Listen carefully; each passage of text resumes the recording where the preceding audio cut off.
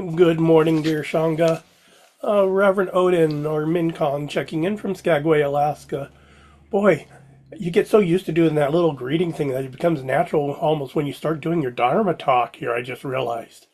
We were talking about the firefighters and out there and everyone. I have to agree, that's one of the hardest jobs. I was a firefighter for 20 years, and there was plenty of times I sat on what we call structural protection during wildfires, where we would literally have our fire truck at our back and we would dig in into a hole or dig in on the ground with a hose line and just sit for hours spraying structures or spraying into the fire, trying to knock it back.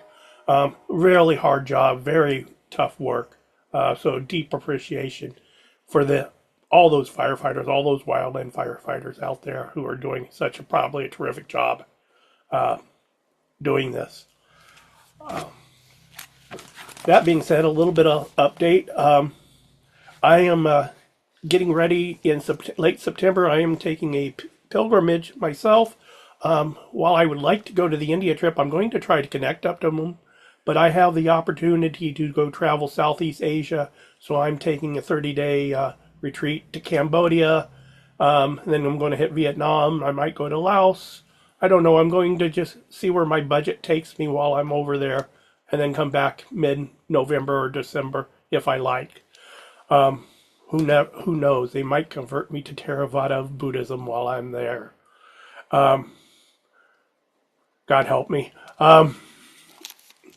But today's, you're going to see me referring to some papers. Because of the strokes, I do have some memory issues, so I have to write everything down now, I found out. Because I tried to do this talk by myself the other day, and I got about 30 seconds into it, and it was over. I got to the word, what my conversation today is, or my Dharma talk today is on karma. And that's about how far I got into practicing this and rehearsing. I could get to the word karma. And then I started thinking, what else is beyond karma? So I had to write it all down. And I want to share first one of the, a quote from the Buddha himself. So I've heard that the Buddha said, I am the owner of my karma. I inherit my karma. I am born of my karma. I am related to my karma. I live supported by my karma.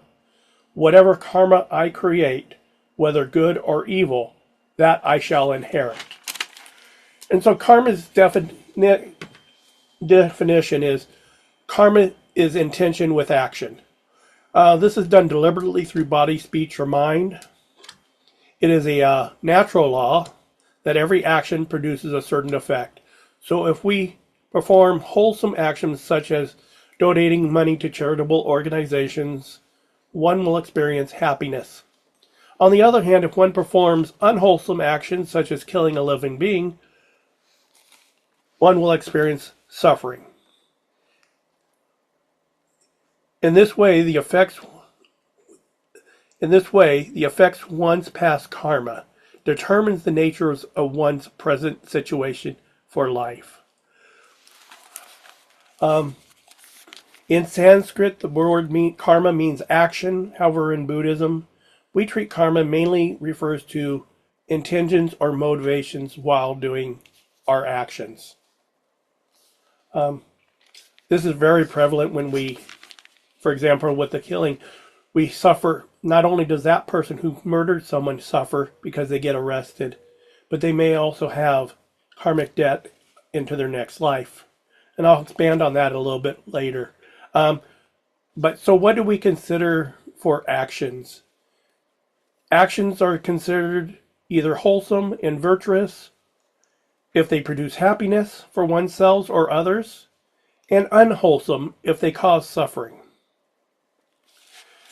In the research I did, there was basically about 10 unwholesome or non-virtuous actions.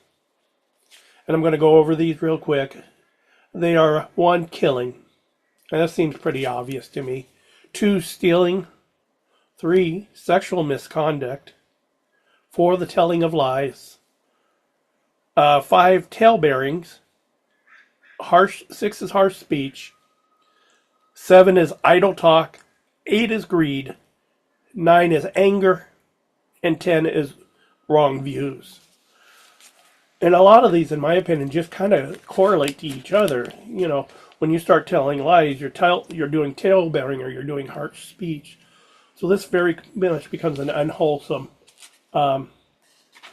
speech pattern and actions.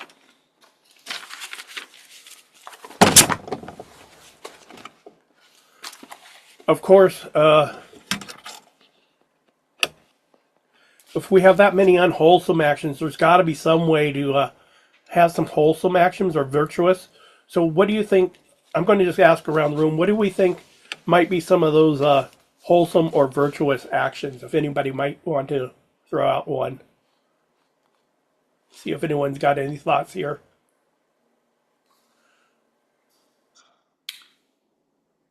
I was thinking unconditional love and acceptance, giving attention to the present moment and the people who are in that present moment.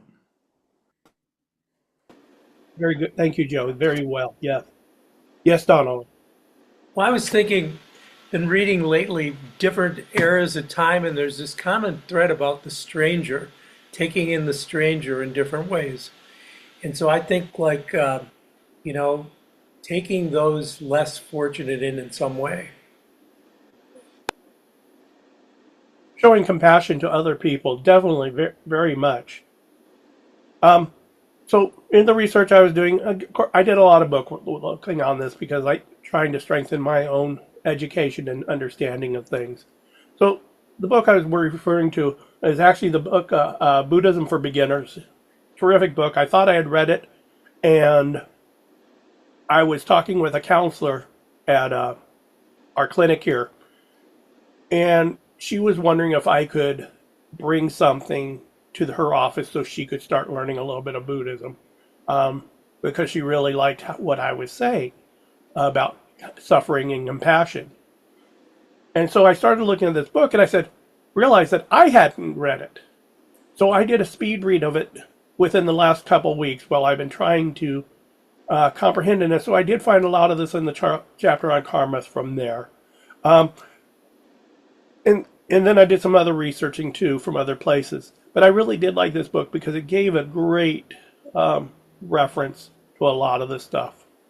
But anyhow, I'm going to go back to the 10 wholesome or virtuous actions. And you're right, compassion, kindness, charity, self-restraint, meditation, reverence, service to others, service, dedication of merit is stated, rejoicing in the merit of others, hearing the Dharma, teaching the Dharma, and straightening one's views. Boy, that can be a tough one, straightening one's views sometimes. Getting rid of that good and bad or that judgment thought. But there is also a third type of action called not neutral actions. And these are the actions where,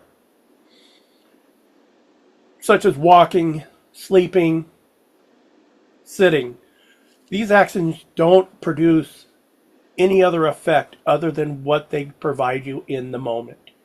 So when you're walking, that is the effect. It's not building you karma. Now, if you're walking and you're helping other people while you walk, maybe you help somebody across the street because they need it, or maybe you give them directions. This is helping build that karma. So that when it becomes wholesome then. But the neutral actions are just things that we do naturally. When we sit, we sleep. There was a story, a Buddha story that I heard that when the Buddha, in the Buddhist times, there was a blind monk, and he was out walking. And while he was walking, he was stepping on ants and inadvertently killing them. And other monks ran to the Buddha and said, Buddha, Buddha, this monk, he's killing all these ants when he walks. And the Buddha said, he isn't doing it intentionally. He cannot see. He does not know the ants are there. So this is a neutral action. There is no negative or positive effect in his future karma from that. because it is unintentional. Um, the Buddha also said, according to the seed that is sown, sows the fruit you reap. The door of good will gather good results. The door of evil reaps evil results. If you plant a good seed well, then you will enjoy the good fruits. I think that's very obvious in life at times. Let me see where I'm at on time. Okay, I still got plenty. I want to also, any questions so far? I know it's kind of a textbook general answer. I'm not really great on drama talks. I will admit this. But I'm continuing on. I'm going to talk a little bit more about short and long-term karma also. Has anyone here ever watched karma in action? Has anyone seen karma in action? Chris? By the way, I got something for you, Chris. Here's karma in action. I just remembered it's your birthday so I was going to sing happy birthday for you. So I'm going to do that real quick. This is karma in action. You just raised your hand, so here's the results for you raising your hand. This is your birthday song. It's not very long. Okay, back to my Dharma talk now. But it's karma in action, short-term karma in action. How often have we been on the highway and we've had this car go speeding past us, cut us off, and we've even maybe uttered little words under our breath about this person? I mean, I'll admit, I have done this in the past. I think others have probably done that too.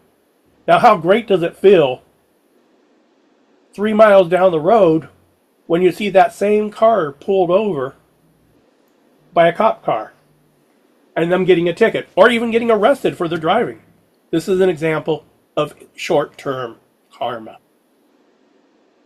Now, there are times that someone may kill someone, or they may do severe karma or injury or intent, and this karma may last over into their next lifetime. There was another example of that in the Buddhist times. Let's see. This was a fun name for me. Madgala. Okay, please forgive me. I am going to butcher this name here very well. Madgalayana. Madgalayana. Sorry, there it is. Madgalayana it was said that in his previous life, Madagalan was one of the Buddha's chief disciples who died at the hands of bandits, according to the Buddha. Madagalan had, in a previous life, stated he had taken his old parents into the woods and beaten them to death. He had taken them into the woods to beat them to death. He then claimed to the public that his parents had been killed by bandits. This was in his past life, he said. The effects of this previous act was experienced by Madgalana when he himself was beaten to death in the Buddhist times by bandits. So he beat his parents to death and blamed it on bandits in his previous life. And in his current lifespan with the Buddha, he was beaten to death by bandits. This was the example of a long-term karma happening.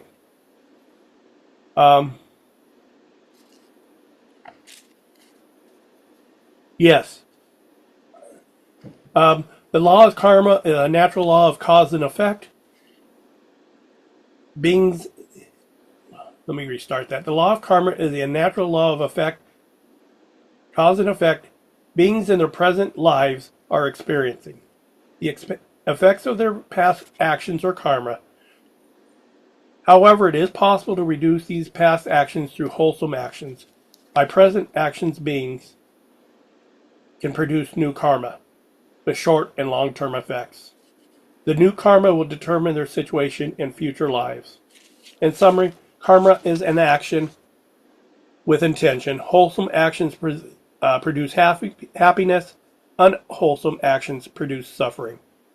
In short, people are entirely responsible for their destiny. And thank you very much for listening to this Dharma talk today. I think I'm about on time. Any kind of questions? And yes, that book was beginning Buddhism for beginners. Let me see if I can put it out here. Beautiful little book. I got it actually at the Abbey in Trout Lake, and it is a popular book for me to be handing out to people up here who are interested in learning some Buddhism. They actually have one now down in, or actually, I have two down in our counseling office for healthcare that they're recommending people now read. So thank you very much, and I think we'll go into meditation now. Ty, Kozen, back to you.